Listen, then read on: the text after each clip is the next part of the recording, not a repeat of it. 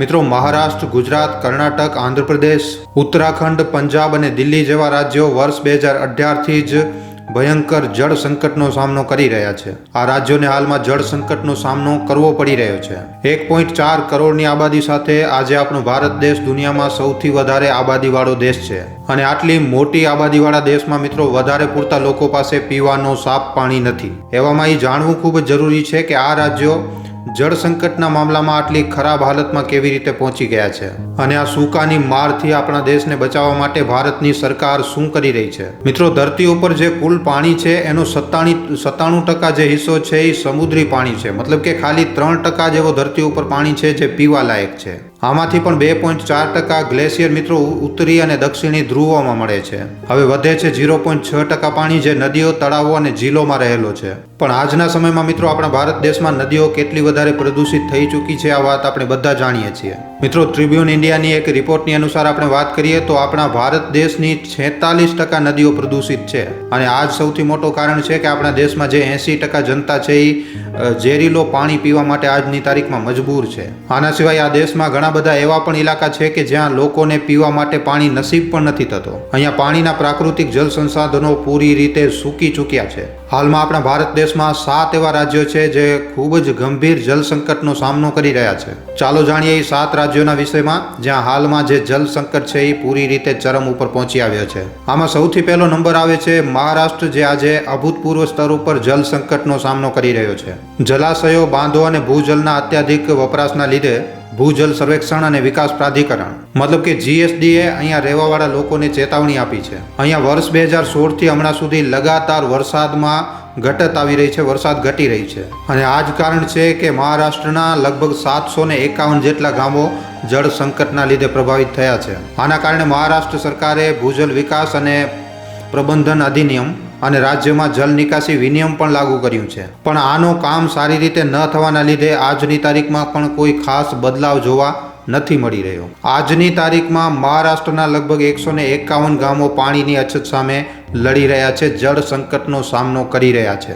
જો આપણે વાત આપણા ગુજરાતની કરીએ તો મિત્રો આપણા ગુજરાત પાસે આજે ખાલી 2% જળ સંસાધનો છે, જ્યારે ગુજરાતમાં લગભગ આખા દેશની 5% આબાદી રહે છે. અને આ સંસાધનોમાં પણ લગાતાર આવતી કમીના લીધે આ સંકટ હજી પણ વધારે વધી શકે છે આપણા ગુજરાતમાં. આજે ગુજરાતના 14 જિલ્લાઓમાં 500થી વધારે ગામો ખાલી ટેન્કરના પાણી ઉપર નિર્ભર છે. પાણીની સ્થિતિ સૌરાષ્ટ્ર, કચ્છ અને ઉત્તર ગુજરાતમાં આનાથી પણ વધારે ખરાબ છે. આના સિવાય કર્ણાટકમાં જળ સંકટ એક બાજુ તો ગંભીર કૃષિ સંકટને પેદા કરી રહ્યું છે, ત્યાં જ બીજી બાજુ ઘરેલું પાણીની પણ અછત કર્ણાટકમાં થઈ રહી છે. આજે કર્ણાટકના 30 જેટલા જિલ્લાઓમાં મિત્રો 1900 જેટલા ગામો સૂકાનો સામનો કરી રહ્યા છે. બીજા રાજ્યોની વાત કરીએ તો આજની તારીખમાં મિત્રો અડધો ઝારખંડ સૂકેલો છે. આમાં પણ કોડરમાં, ખૂંટી અને ગઢવા જિલ્લાની સ્થિતિ સૌથી વધારે ખરાબ છે. સરકાર પણ અહીંયા પીવાનું પાણી ઉપલબ્ધ કરાવવા માટે પૂરી રીતે અસફળ રહી છે. આવી જ રીતે આંધ્રપ્રદેશ પણ આજે પોતાના લોકોને સાફ પાણી પીવા માટે સાફ પાણી ઉપલબ્ધ કરાવવામાં અસફળ રહ્યું છે. અહીંયા પાણીની ગુણવત્તા એટલી વધારે ખરાબ છે કે ઘણા હજારો લોકો ખાલી ગંદો પાણી પીવાના લીધે બીમાર પડી રહ્યા છે. આંધ્રપ્રદેશના બાંધો પણ આજે આખા રાજ્યને પીવાનું પાણી આપવા માટે પૂરતા નથી. હવે અહીંયા મિત્રો જ્યારે વાત રાજસ્થાનની આવે છે તો આ સમસ્યા સૌથી વધારે મોટી દેખાય છે.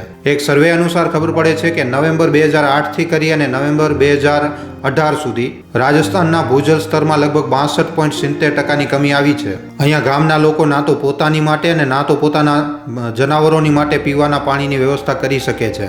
આવી જ રીતે ઉત્તર પ્રદેશના બુંદેલખંડ, મથુરા અને અલીગઢ જેવા ક્ષેત્રો છે જ્યાંના તળાવો આજે એકદમ ગાયબ થઈ ચૂક્યા છે અને ત્યાંની ડંકીઓનો પાણી પણ આજે પૂરી રીતે સૂકી ચૂક્યો છે. આના સિવાય દેશના 3 પ્રમુખ શહેરો બેંગલુરુ, ચેન્નઈ અને દિલ્હી પણ અભૂતપૂર્વ સ્તર ઉપર જળ સંકટનો સામનો કરી રહ્યા છે.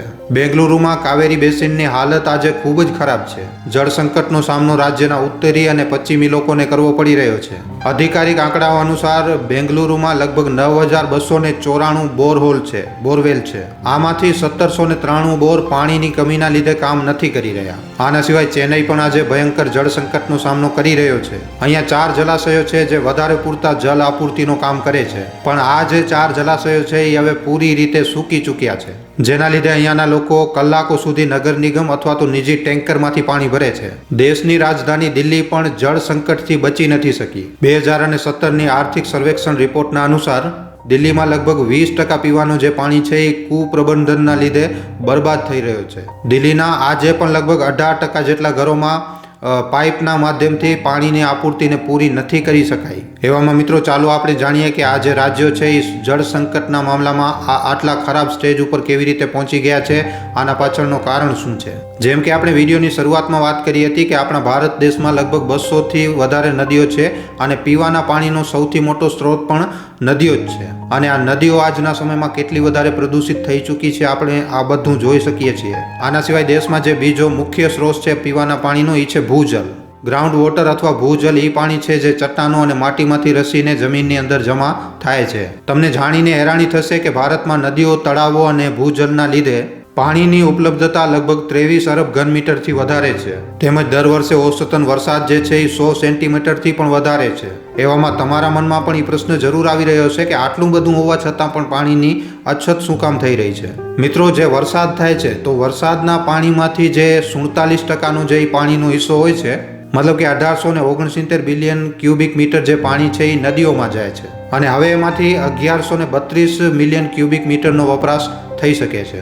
ભારતમાં જલ પ્રબંધક ઉપર ઉચિત યોજનાઓની કમીઓના કારણે આપણા ભારત દેશમાં જે વરસાદનું પાણી હોય છે એ પૂરી રીતે બરબાદ થઈ જાય છે.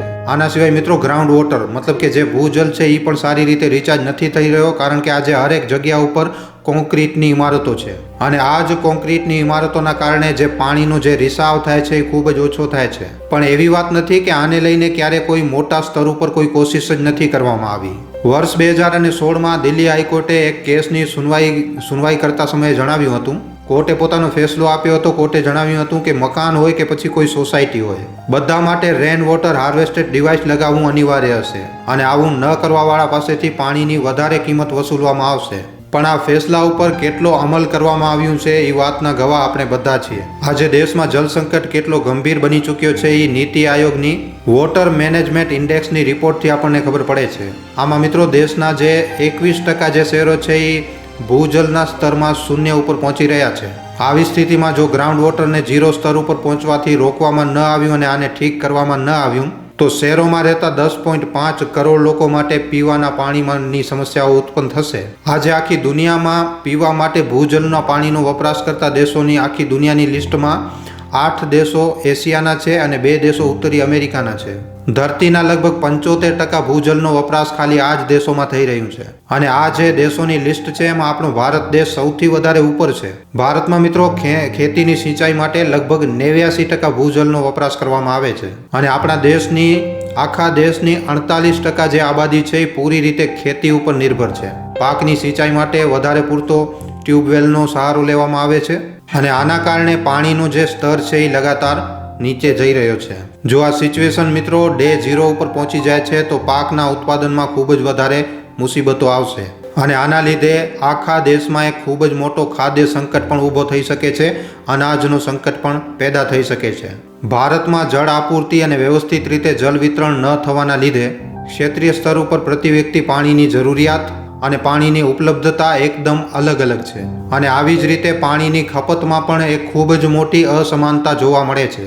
તમને જણાવી દઈએ કે ભારત સરકારે શહેરોમાં રહેવાવાળા લોકો માટે પ્રતિ વ્યક્તિ પ્રતિ દિવસ 125 લીટર પાણીની વ્યવસ્થા કરે છે, જ્યારે ગ્રામીણ ક્ષેત્રો જે છે એમાં મિત્રો આ જરૂરિયાત ખાલી 55 લીટર પ્રતિ વ્યક્તિ પ્રતિ દિવસ છે. પણ આના ઉપર WHOનું પૂરી રીતે અલગ માનવું છે. WHOના અનુસાર હરેક દિવસે મિત્રો એક વ્યક્તિ માટે ખાલી 25 લીટર પાણી જ ઘણું છે. આના ઉલટામાં જો આપણે દિલ્હીની રિપોર્ટને જોઈએ તો મિત્રો હરેક વ્યક્તિ પ્રતિ દિવસ 272 લીટર પાણીનો વપરાશ કરી રહ્યો છે. તમને જાણીને હેરાની થશે કે આખી દુનિયાભરમાં પાણીના ઉપયોગની જે સીમા નક્કી કરવામાં આવી છે, તમને જાણીને હેરાની થશે કે આખી દુનિયામાં પાણીના વપરાશની જે સીમા નક્કી કરવામાં આવી હતી એમાં આ જે છે એ સૌથી વધારે છે. વૈજ્ઞાનિકોનું એમ માનવું છે કે ભૂમિનો જલભરણ પૂરી રીતે ન થવાના લીધે જમીનની જે નમી હોય છે એ નમી ખતમ થઈ રહી છે અને આના કારણે દેશમાં સૂકો વધી રહ્યો છે. ભૂવૈજ્ઞાનિક હલચલ અને પાણીમાંથી જૈવિક કચરાના રૂપમાં નીકળવાવાળી કાળી મિથેન અને બીજી અન્ય ગેસોના લીધે પણ જમીનની સપાટી ઉપર અચાનક આ ગરમીને વધારી રહી છે હવે મિત્રો, જો સમસ્યા આટલી વધારે મોટી છે તો આપણને એ જાણવું પણ જરૂરી છે કે સરકારનો આ વિષયમાં શું વિચારવું છે. ભારત સરકાર લગાતાર જળ સંકટ સામે લડવાની તૈયારીમાં લાગેલી છે. હમણાં સરકાર હર ઘર જલના પ્રોજેક્ટને 2025માં પૂરો કરવા માંગે છે. યોજનાના અનુસાર કેન્દ્ર સરકારે વર્ષ 2024 સુધી હરેક ઘર સુધી પાણીની આપૂર્તિનો લક્ષ્ય રાખ્યો છે. 2019માં ચાલુ થયેલી આ યોજનાનો 56.14% કામ પૂરો થઈ ચૂક્યો છે. જાન્યુઆરી 2024 સુધી નળ કનેક્શન સુધી પહોંચ રાખવાવાળા ગામોના આંકડા જે છે 108.7 મિલિયન સુધી પહોંચી ચૂક્યા છે. નળના આંકડા. આના સિવાય જળ સંકટ સામે લડવા માટે કેન્દ્ર સરકારે વર્ષ 2019માં તમે જાણતા હશો કે અટલ ભૂજલ યોજના બનાવી હતી. શરૂઆતમાં તમને જણાવી દઈએ કે આ દુનિયાનો સૌથી મોટો ભૂજલ સંરક્ષણ કાર્યક્રમ છે, જેમાં 7 રાજ્યોના 8,237 ગ્રામીણ પંચાયતોમાં આને લાગુ કરવામાં આવ્યું હતું. આની સાથે સાથે સરકારે 50,000 જલાશયોનું નિર્માણ કરવાનો પણ ફેસલો લીધો છે. આનું નામ છે અમૃત સરોવર, જેને 24 એપ્રિલ 2022માં શરૂ કરવામાં આવ્યું હતું. આ પ્રોજેક્ટને લઈને સરકાર ખૂબ જ વધારે આશાવાદી છે. પ્રોજેક્ટમાં હરેક વોટર બોડી 1 એકરની હશે, જેમાં 10,000 ક્યુબિક મીટર વોટર જે છે એ હોલ્ડ કરવામાં આવશે. સરકારે જલ સંરક્ષણ ઉપર કેન્દ્રિત જલ શક્તિ અભિયાન પણ ચાલુ કર્યું છે. જલ શક્તિ અભિયાનની શરૂઆત વર્ષ 2019માં catch the rain when it's ફોલની થીમ સાથે શરૂ થઈ હતી. આ પ્રોજેક્ટ ગામો અને શહેરોમાં વરસાદ જલ સંરક્ષણ ઉપર કેન્દ્રિત છે. પ્રી મોન્સૂન અને પોસ્ટ મોન્સૂન દરમિયાન રેન વોટર જે હોય છે એનો બરોબર રીતે વપરાશ કરવામાં આવે છે. અને આવી જ રીતે કૃષિ સિંચાઈમાં પણ વધારો કરવા માટે સરકાર લગાતાર પ્રયત્નો કરી રહી છે. અને આમાં પણ પ્રધાનમંત્રી કૃષિ સિંચાઈ યોજના જે છે એ સૌથી મુખ્ય છે. આ પ્રોજેક્ટ વર્ષ 2015-16માં લોન્ચ કરવામાં આવ્યું હતું, જેના લીધે ખેડૂતો સુધી પાણી પહોંચી શકે અને ખેતીમાં પાણીનો જરૂરી રીતે ઉપયોગ થઈ શકે. આવી રીતની યોજના ખેતીમાં પાણીના કમીને સોલ્વ કરવામાં ઉપયોગી સાબિત થઈ શકે છે. બસ મિત્રો, આપણને સમજવાનું ખાલી એ છે કે પાણીની જે સમસ્યા છે એ ખૂબ જ વધારે મોટી સમસ્યા છે અને આના માટે લગાતાર અને વ્યાપક પ્રયાસોની જરૂર છે. રાષ્ટ્રીય અને આંતરરાષ્ટ્રીય સ્તર ઉપર આ દિશામાં મિત્રો થોડાક સફળ કાર્યોથી આપણે શીખી તો જરૂર શકીએ.